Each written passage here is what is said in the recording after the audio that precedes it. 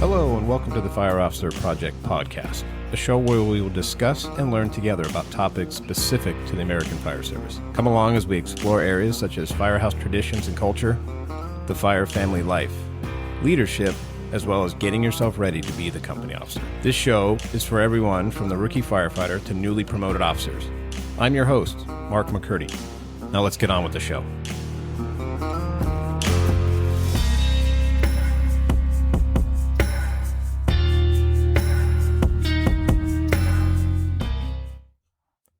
Hello, welcome to episode 10 of the Fire Officer Project. This one is truly episode 10. I know I said that in the opening of the last one. Put out 10 segments, one being a 9/11 bonus episode. So to keep everything in order on, if you're looking at how these things are laid out, this will be truly episode 10. We're going to title this one, Allowing Yourself to Be New. Doesn't matter which rank. I'm going to more focus on the company officer, but you're going to understand what I'm talking about in each area when I'm talking about being new. So, hope you enjoy, and let's get started. Alrighty, and here we go with episode 10, Allowing Yourself to Be New. And I kind of explained in the introduction there, every time I start one of these episodes, it's like I'm reinventing the wheel. I got to get myself, everything laid out and how I want it to be, and then it has to do with because I'm got too many gaps in between how soon I'm releasing these things. So I think we all know how it is in life. We're just staying busy, but this is something I'm passionate about, so I know I talked about it in multiple episodes of saying I've got to be better at getting it out, but I think I've, in the past few weeks, accomplished a few things I wanted to, which is going to allow me to now focus on the material. So hopefully you weren't waiting too long. I actually got some messages from people on Instagram saying, like, waiting for more material. Let's go. So positive. I like it because not only did it give me a little kick in the butt to realize, hey, it's been almost a month, actually over a month, I think. So that's because of some stuff I'm going to talk about here quickly. So in case you haven't seen on Instagram or just been made aware, our website is up, www.thefireofficerproject.com.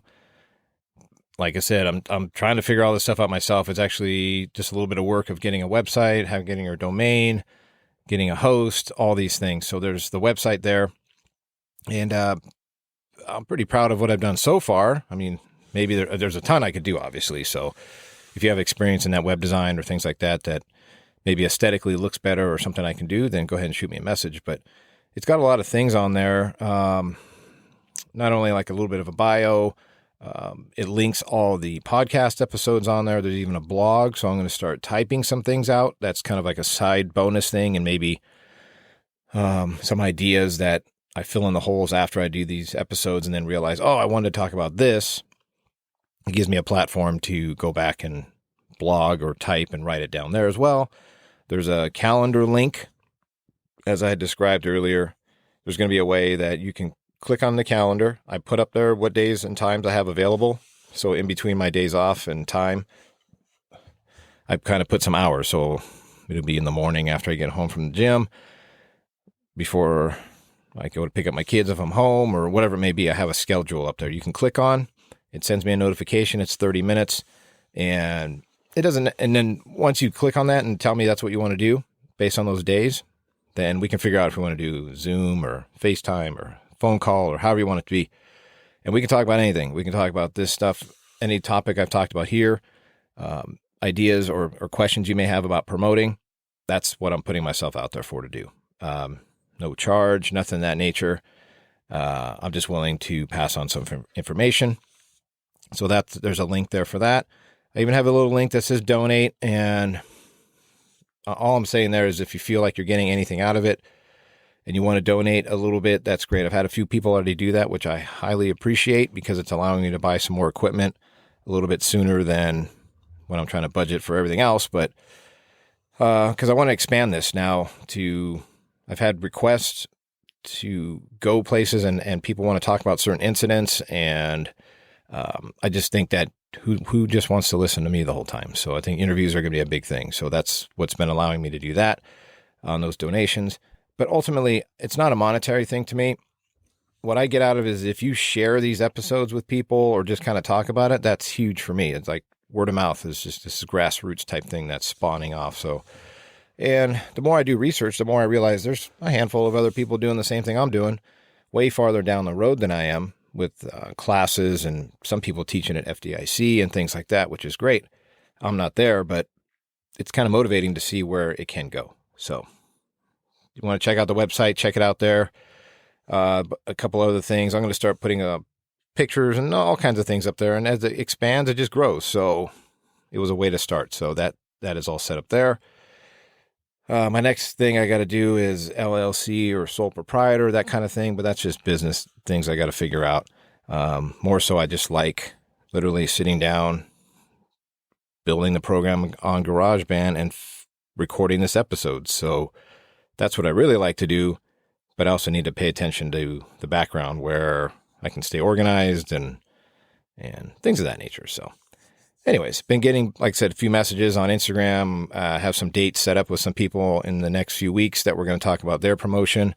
And what's pretty awesome is it's people from all over the country. So I'm going to learn how they do things, and they're going to learn some of the things that I can pass on to them. It's going to be a good, nice back and forth. So I think that's going to be pretty cool. So that's what I was working on this past month. What I've laid out now finally is this episode and the next 3 episodes I already have laid out, which that was told to me when I first did this, is lay them out ahead of time so that you're not trying to scramble, because then time gets too far away, which is exactly the trap I fell into. But I'm able to meet with other people who have been doing this and really take to heart what they're saying. And now I see it. So sometimes it's going to be like what I'm talking about in this episode. People can tell you what to do, but until you actually do it and fall on your face and then realize, oh, that didn't work, then you finally go, okay, they were right, number one. Number two, I just needed to experience it myself to see it. So anyways, the next few episodes are laid out, but let's focus on this one. So I know there's a lot which is funny because I try not to hit the microphone, because then when I start talking, I'm still talking with my hands, even though I know nobody can see me.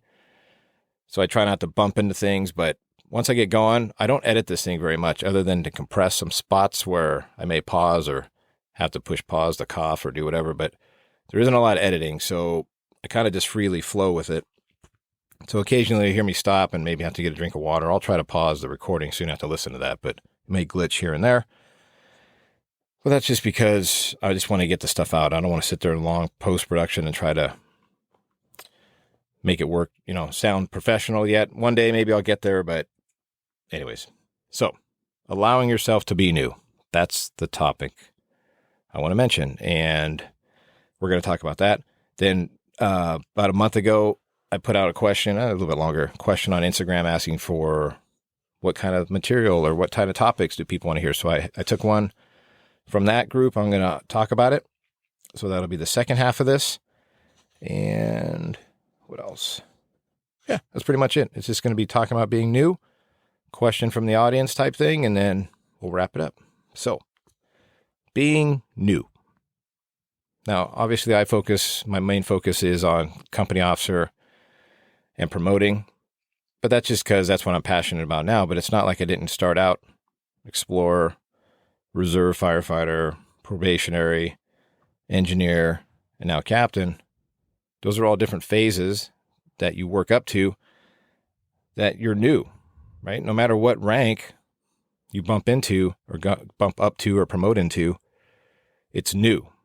Now, yeah, you lean on your experience prior to that and on your decision making or things that you've practiced and did your sets and reps for. But until you're in the seat, promoted, it's all going to be new to all of us, no matter how long we've had on. Now, yes, you hear me complain all the time that I think people promote too fast sometimes, and what experience do they have to lean back on? That's personal preference, how people promote, and that's only my opinion. So I think you need to allow yourself to have time to be new, but also time to gain experience. But right now I'm just going to focus on the new part. So when you're new, probationary, everybody lays all this stuff out and tells you how you should be a good rookie or a good probationary firefighter. And then it's up to you to make that happen. Well, as you promote up in the ranks, it kind of drops off, right? I mean, maybe it's just me, but it's almost like you're thrown out there in the deep end and it's like, figure it out. Yeah, you might have a little academy you go to or some kind of promotional academy, or maybe you have a department that's very strict on a whole process that they do to make sure that you do have that reinforcement, which is cool. But it seems like once you're off probation, it's up to you. It's up to you to decide when you want to promote, if you want to promote, at what time in your life or career. And then you're kind of thrown in the deep end to figure it out. At least that's been what my experience has seen of how you get up the ladder. So, but I don't necessarily want to focus on testing and all that stuff. I'm going to say, okay, now you promoted to engineer, or you're a new captain, lieutenant, whatever it may be. You have to give yourself time to be new.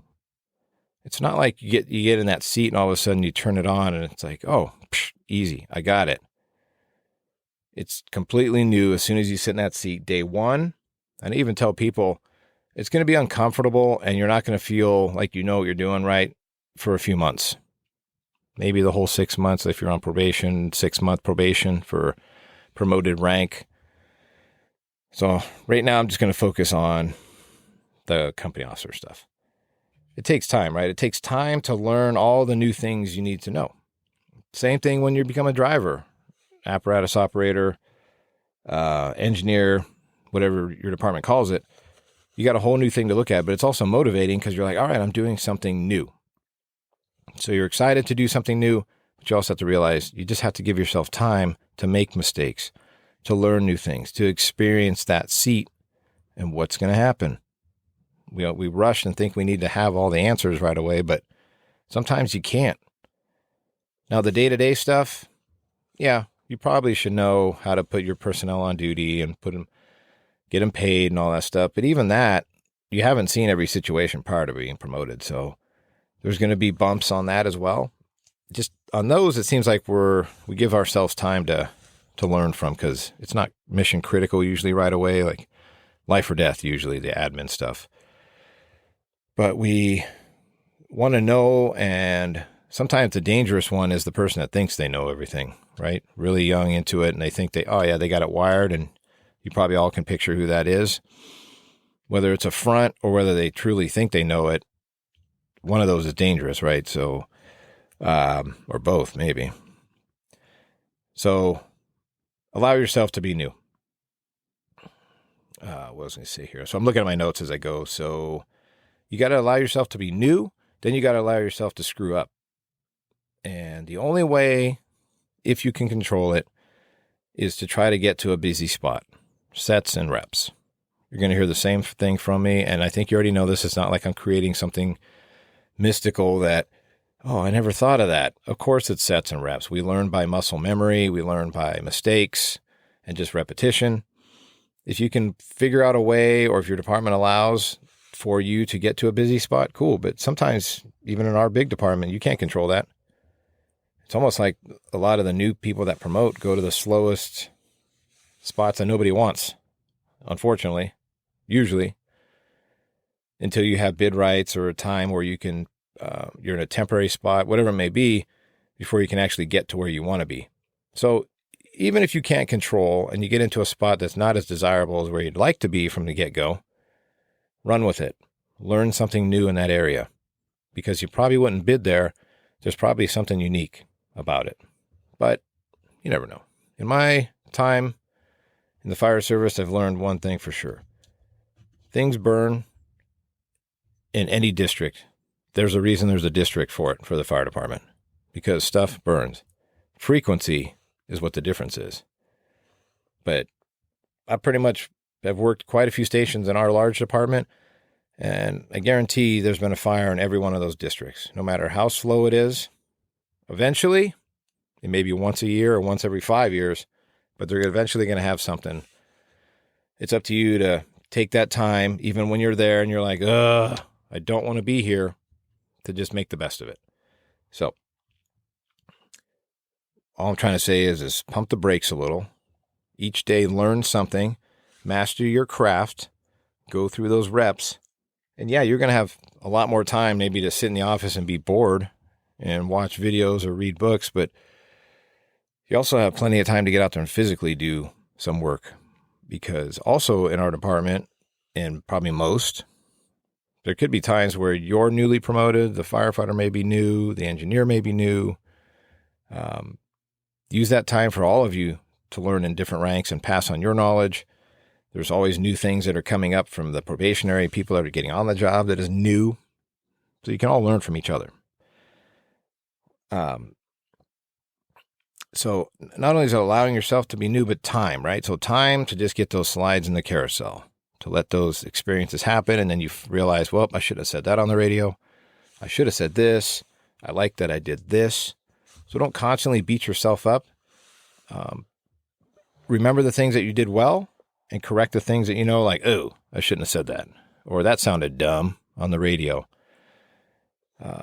I constantly remind people all the time, and I think this is nationwide. I don't see why it wouldn't just be our area, but Pulse Point. Everybody knows what Pulse Point is. If you haven't, check out the app.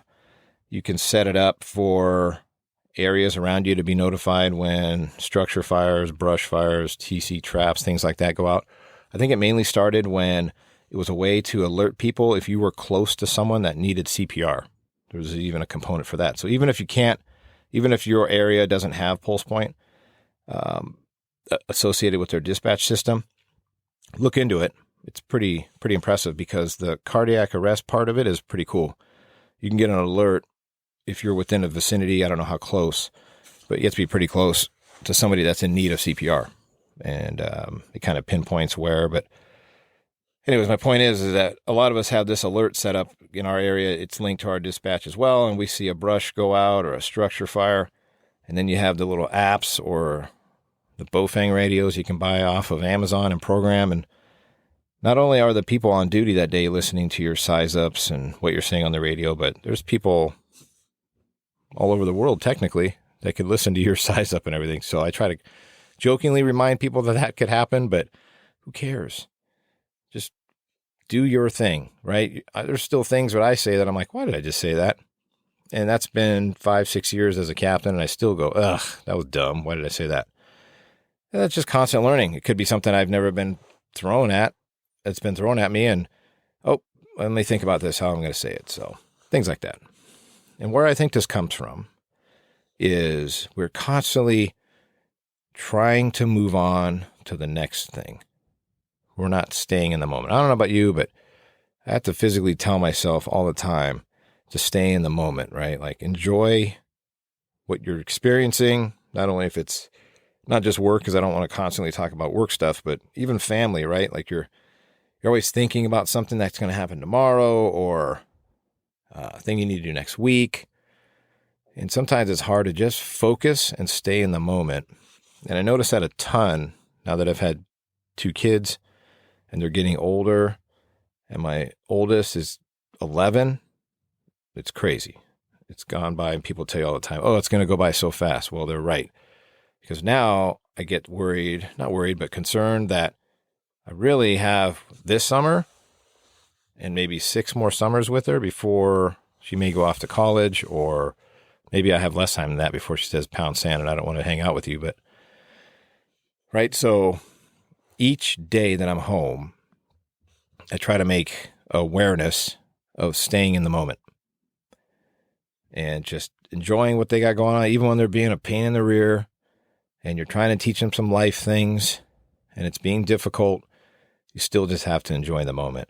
And at the end of this, I'll explain to you a thing that happens pretty regularly at work that checks me hard, that has taught me as I've gone a little bit farther down in life to stay in that moment, to be happy with what you have, to keep moving forward like you always hear me say. But, a lot of this, even though I'm talking and I'm putting it out to people, this is like therapy for myself too, to like remind myself physically, hey, make sure you're doing the same thing you're mentioning to people of what to do. So, okay. So where I think that people get in this fast forward type, they want to know it now. They need to think they know it all right away. They need it. They want it. Is we're so ingrained, I think, now with instant gratification. Like you want to know it now. You want the experience now. You want to just jump in that seat and be confident. And that's good. But just know it's not going to happen. It's not going to happen. You got to give yourself time to get there. If you could download a button and plug something in like it's the Matrix and be like, oh, you get downloaded everything into you that a company officer should need to know, that'd be awesome. That really wouldn't be that fun, right? Because there wouldn't be hurdles, there wouldn't be obstacles, there wouldn't be wins and losses. But I think we're just getting not necessarily ruined, but God. And you know what's one of the things that I notice is, I think we all do it, at least most of us. We look at something like Amazon. You can order something right now. It's May 4th, 1 o'clock in the afternoon. I'm recording this. I could order something now. In most part, if it's in Prime, probably could be here tomorrow. If not, the next day for sure. That's the type of things that build in, right? We're so used to this instant response from people, text messages, instant information sent to us, emails, Facebook, Instagram, Amazon, delivery food, just like this, bam, everything is just right. You can have it like now. But when it comes to experience and life, it's a weird pairing to me that we can't even have that in life. It's not like you're going to go from, I'm going to age 50 years right now. It's just like, geez, you know what I'm saying? I mean, maybe I'm not making sense and I'm babbling, but it's just weird how I think we feel like sometimes we're going to get passed up, so we need to promote now. Because look at all these clowns that are promoting that you're like, oh, if that guy got promoted, I need to. Well, make sure it's right for you. The time's right for you.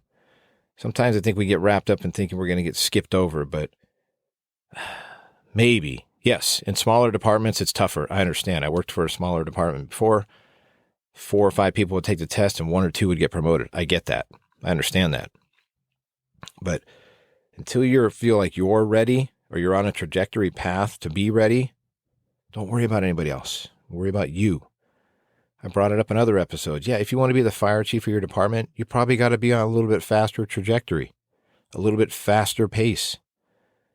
But if you have a goal like, yes, one day I'd like to be a captain. Okay, by what age? I tried to tell myself 40. 40-ish is the time I wanted to. I got hired when I was 25. Okay, that's where I wanted to be. 40 would have been half my career. If I was halfway through, good. That's what I wanted. I got hired or promoted 41.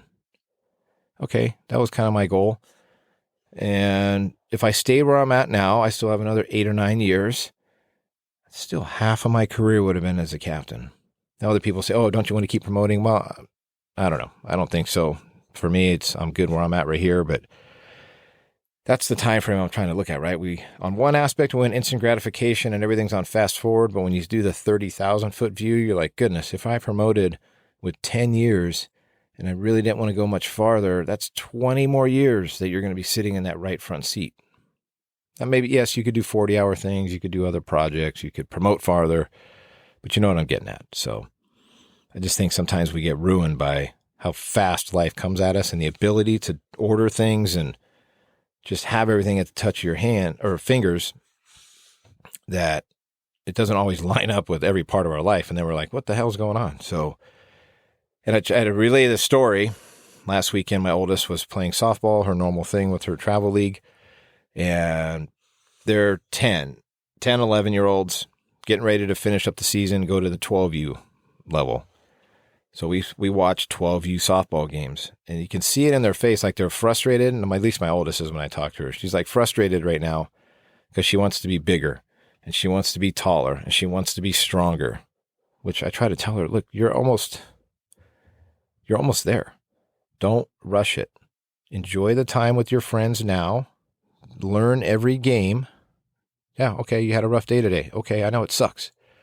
You might have struck out or do whatever, but allow yourself to grow up. Like, can you imagine if you let yourself grow up and then go, like now, constantly, but I often sit there and think, like, if you have the knowledge you have now at the age you are now, to go back and do life over again, say, I don't know, high school, mid-high school, just as you're leaving high school, and had that knowledge about finances and mistakes you made on finances or things that you did awesome, but now you're like, oh, I could have tripled what I did there, or, whatever it may be. Imagine how far down the life you could be if you had one more shot at it with the experience you already have. It's kind of crazy, but I don't know. Maybe it's just me trying to be a parent and being soft right now as far as like being a softie and realizing my kids are going to grow up fast, and I'm trying to make sure I give them the best information I can.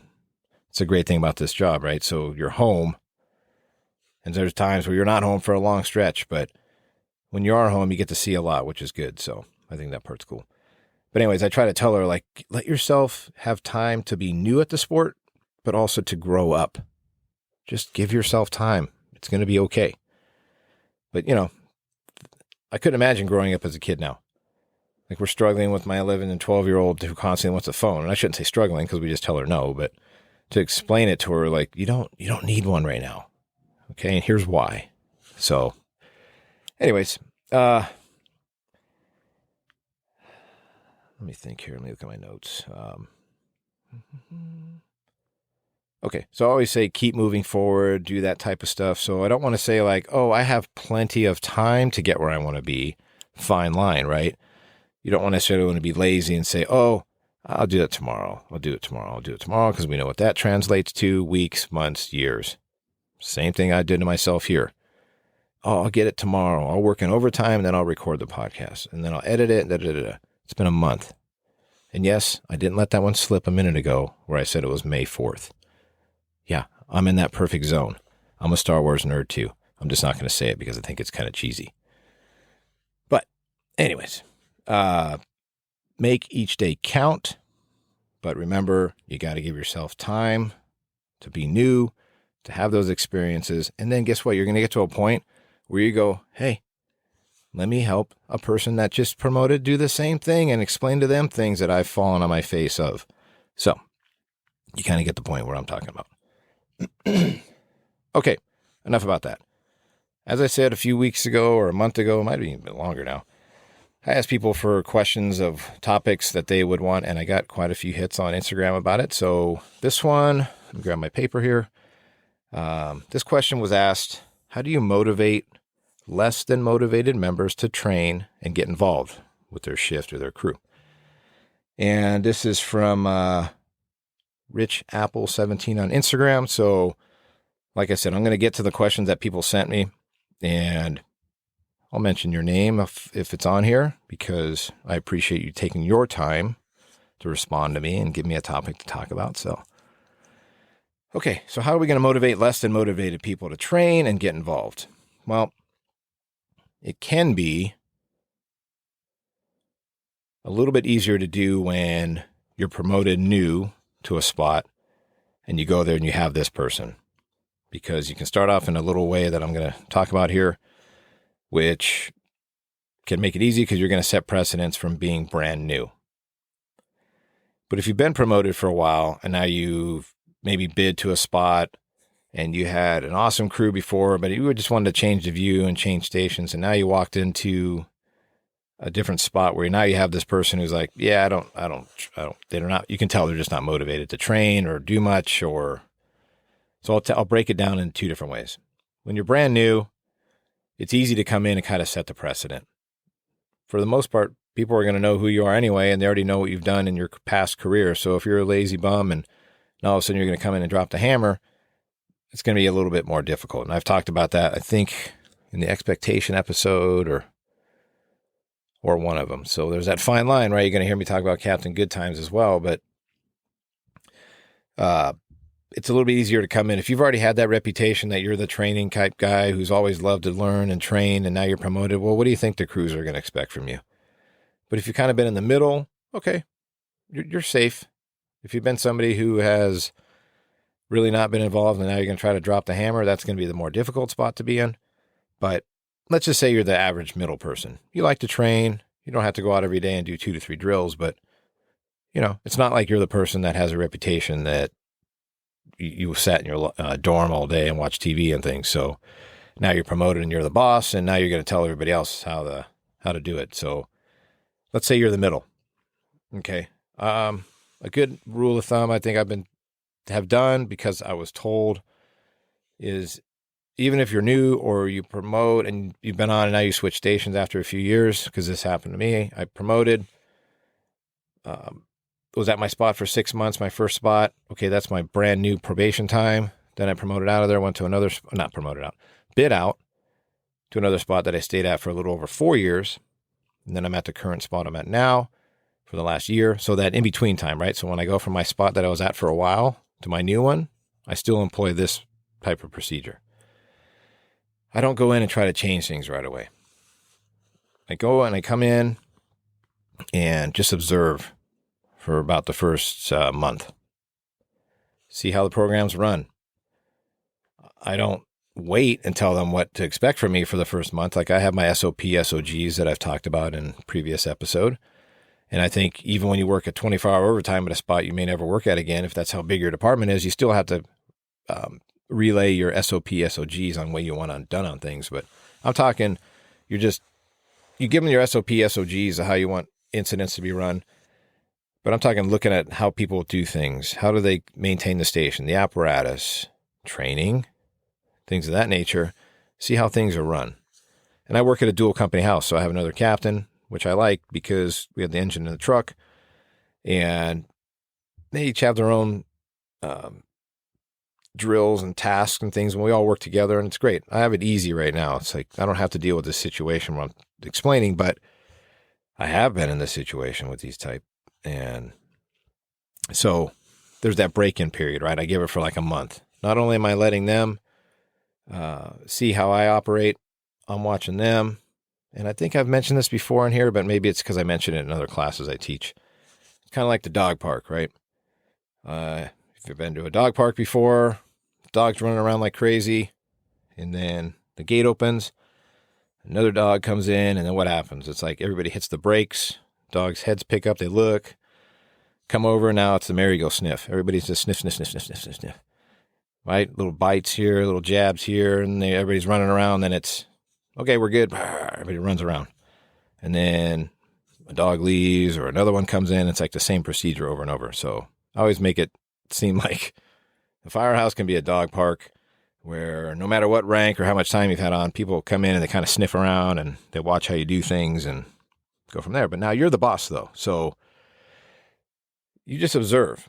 And within that month time, you just hear things constantly. People talking, everybody's personality comes out. A month's a long time to observe. And you work a few overtimes here and there. You work with the other shifts, work with the personnel. You kind of mix and you see how things operate.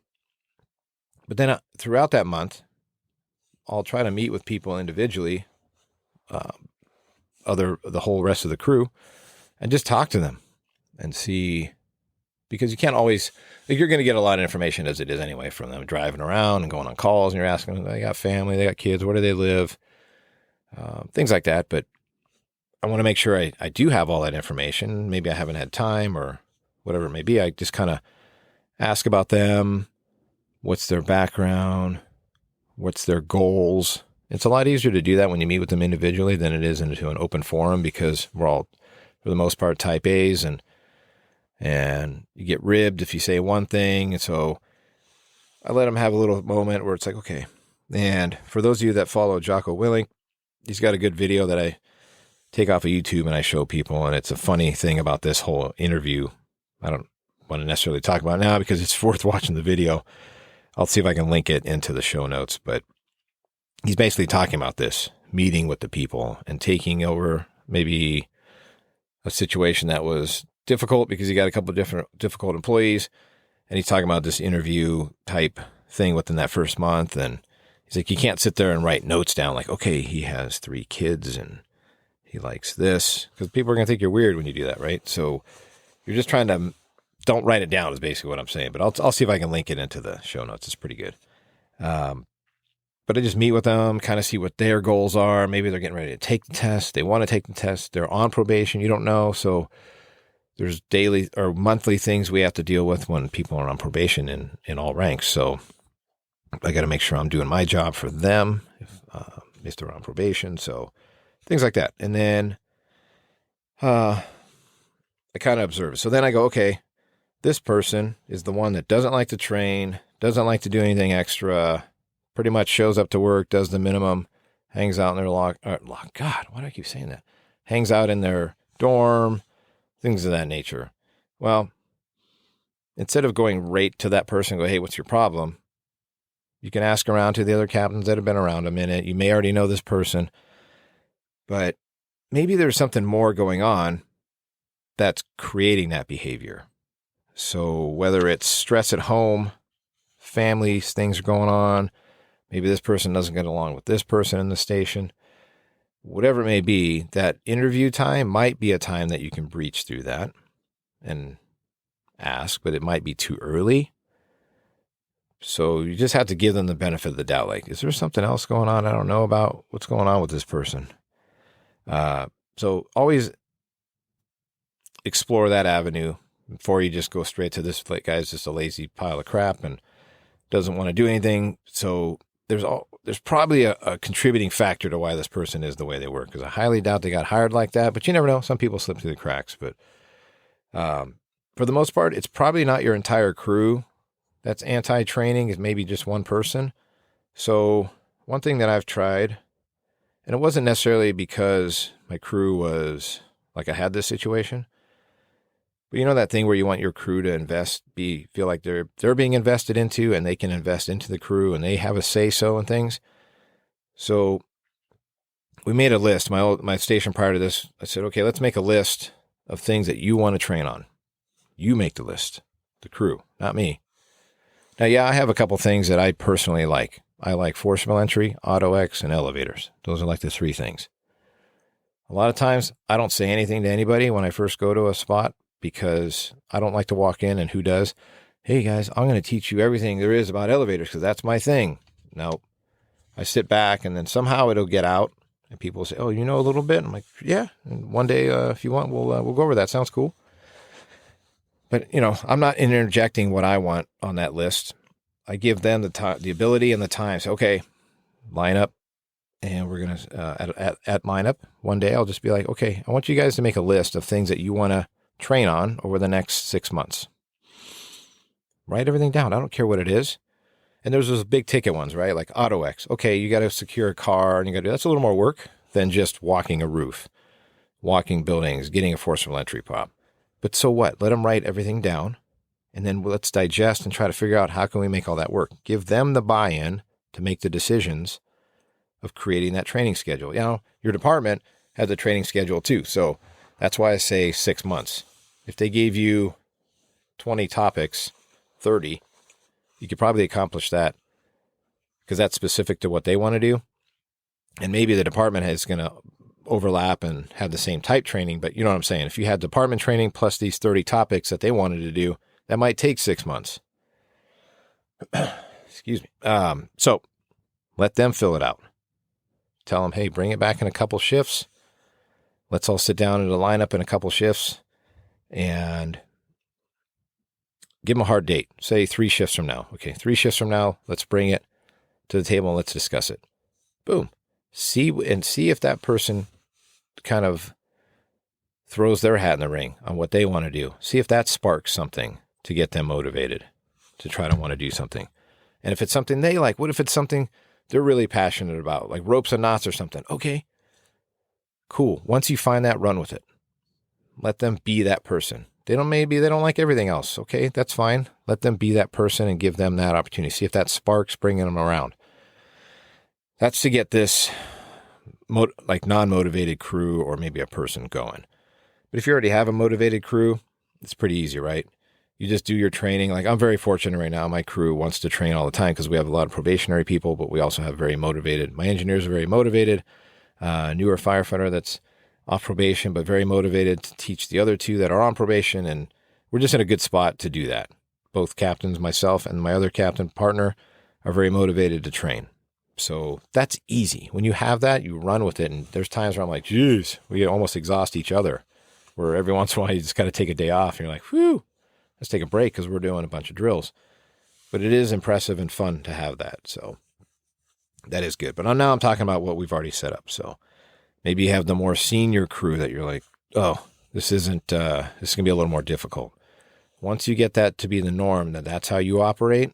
It's easy when you're brand new and hold on one second here.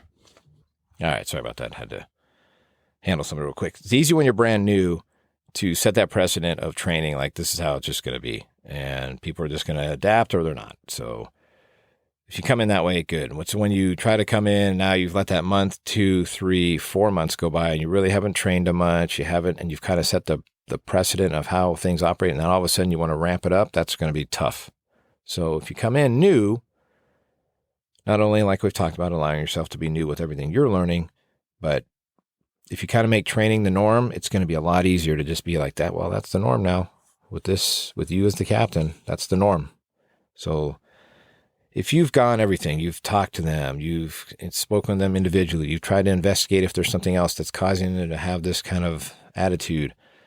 You've given them this option of making a training list and they're still just not checking in.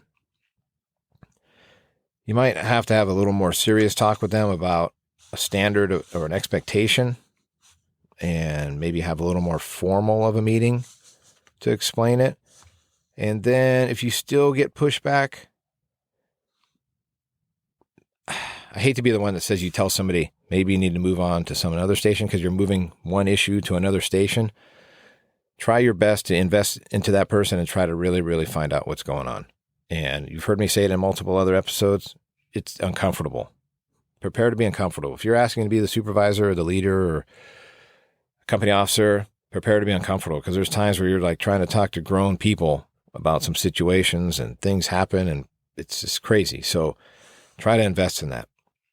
If maybe they're just not happy, maybe sometimes people get stuck at a spot and they're just at a station for so long that they just need to change the view, but they need a push or somebody else to tell them, hey, maybe you should try going over here or over there or whatever, because this is the program. I'm not trying to say I'm like you're being an asshole, but you can't just be walked all over either.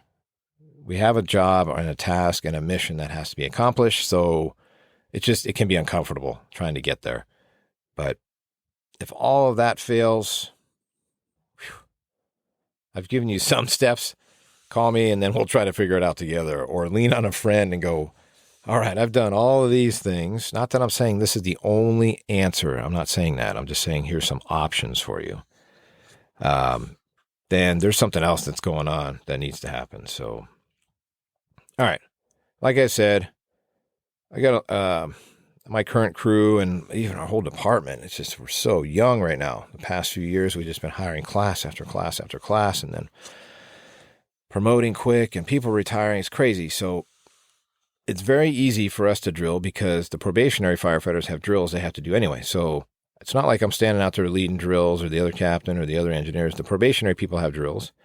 And then that sparks another drill. So having a probationary person also could be a good thing. Maybe, there you go, light just came on. Maybe there's a way to get a probationary firefighter into your crew when you have a person who's not really checked in, and see if that's another option to kind of spark up, getting them motivated to do some things, allowing them to teach the knowledge they have to the probationary. Now, granted, if they're just bitter and they poo-poo everything and they're dragging this down, then okay, that's different. But I don't want to what if everything. I'm just trying to give you some type of scenarios to deal with. It's very easy to go, and back to what I was talking about, it's very easy to go with having these probationary firefighters, checking off what they need to, and just running a few calls, making dinner, going to bed, and going about your day. Don't forget about your engineers, your drivers, senior firefighters. They're an important part of it as well. You need to find out what they want to do, where their goals are, because it's very easy for us to just say, oh, I'm maxed out, just listening to boot drills, signing off their paperwork, and then never investing in your engineers that are running the station for you as well, your other firefighters, and trying to keep them motivated and advancing them as well. And I kind of relate it to, if you're willing to be that person who's going to invest in people in all ranks and help kind of similar to what I'm doing, and you know those people that have helped you, you know those people that exist out there that's in your circle, it's kind of like a constant bird nest, right? So you build the nest, you get your chicks in there, and then they grow up and they fly away.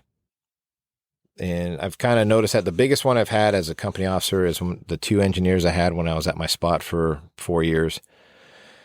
They were awesome. We spent years together, And it's awesome to see them now, both of them promoted to captain. And it's awesome to see them now flourishing on their own. And I'm not saying I had anything to do with that because they were super motivated to get to where they're at. But we did work together, and I think I did mold a little bit along with the other captain that I was with, molded them a bit. But it's kind of like, yeah, I tell them to their face even that I had like depression when they left because you're like, oh, we had it so good. But then you have to know that they want to move up too. Just enjoy the time that you have with them because they're probably going to leave the nest eventually too. Especially if you're one that's helping people and you're willing to do that. It's like you're setting yourself up to be let down every time. If you're willing to push and give people help and pass on the knowledge you have, it's almost like you're setting yourself up. But that's okay. That's part of it. The only reason I started this is because I didn't want to look back in life and go, ooh, I regret that I should have done this. I didn't want that to happen. And to wrap it up, I wanted to bring up something that I had brought up at the start. Something that I hear regularly at work that really puts me into check on what I was talking about earlier with allowing yourself to be new, but enjoying life and staying in the moment and just trying to learn and be happy. And it's very easy to be negative with all this stuff that we hear and see, but there's one event that happens regularly that really checks me. And I know you've been on it. If you're an explorer or a reserve firefighter, an EMT, worked on an ambulance, hell, even a hospital, any type of EMS related, fire, private, doesn't matter. I know you've seen this. In the current station I'm at now, we have a radio that we can hear all the calls on our channel in that area. So I get up at 5:30 or 6 every morning. We get relief at 7. But I get up to read a little bit in the morning, make sure all my paperwork's done. It's just, I don't know. I just get up earlier because that's just me. I'm not the only one. I know a lot of people do. But I'll be sitting in the office, making sure the logbook's all wrapped up, my reports are closed out, and you will hear a unit, or it could be yours, that gets toned out. Say it's 6:30 in the morning. You get toned out to a cardiac arrest. And you're like, uh-oh, that sucks. Now we can joke about it and say, oh, start your day with the DOA, right? How many of us have heard that? And that's somehow kind of the sick, tormented way that we deal with some of our things that we're exposed to. But when you think about that, and I'm not the only one who's thought about this, it's just you think about it, but you think, okay, that sucks, especially when it's somebody that's young, because that person probably went to bed, went to sleep, thinking they had all these plans for the next day, didn't wake up. And every time I hear that happen, 6:30, 7, even it doesn't matter in the afternoon. It's just the afternoon ones, right? Most of the time people are moving around. They just drop right there and have a heart attack. That sucks too. But I'm talking about the ones that, and even the ones that drop when they're walking at a Costco or doing whatever, they didn't think that was going to happen either. But I'm talking the one that hits me the hardest is when you're thinking like, okay, all right, tomorrow I got to plant those plants in the backyard. I'm going to go to my kid's softball game, blah, blah, blah. And you don't wake up. That's going to happen to all of us. Obviously, someday something's going to happen. But those are the ones now that I think, that's motivation for me to try to stay in the moment, to try to keep pushing material and be happy. It's tough, right? So there's going to be episodes I talk about in the future about mental health and some pretty gnarly stuff that I went through before, but I'm waiting to do that till I get the stuff together with, where I can interview people, because I have people that have reached out to me that want to talk about the mental health and they're way more into the understanding of it. So those are coming.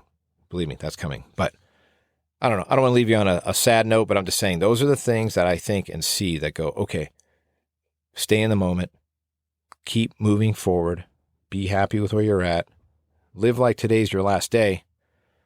But at the same time, right, it's this balance. You're trying to just be new and be yourself and try to learn and keep moving forward and trying to pass on knowledge. So I don't know. It was just something I was observing the other morning, and I was like, wow, I need to write that down and kind of bring that one around. So Rich Apple 17, I hope I answered your question there. Thank you for doing that. I'm going to keep putting out Keep throwing in questions in these episodes. I have the next 2 episodes already laid out. The 11th episode is going to be about the Firehouse kitchen table. And then episode 12 is going to be how to make any firehouse a great one. I already have those topics for that. And then I will take a question from Instagram that people had sent me, and I'll wrap that in there too. So I hope you got something out of this. You should probably have already our contact info, but Instagram is the Fire Officer Project. Website, once again, www.thefireofficerproject.com. We do have Facebook. I don't use the Facebook as much. Instagram and the website will be a way to link not only the calendar, also on Instagram, you can link to the podcast in the bio, the calendar in the bio. You don't even have to touch the website if you don't want. I set it up to how people operate, whatever platform they like the best. So straight to the website or Instagram, everything's linked in there in the bio as well. Thank you for your support. Thank you for the donations you've sent so far. I love interacting with people. I try to get back to you as soon as I can on Instagram. And yeah, I don't know. I'm hoping that this platform's working and that you're enjoying it. Please let me know your thoughts.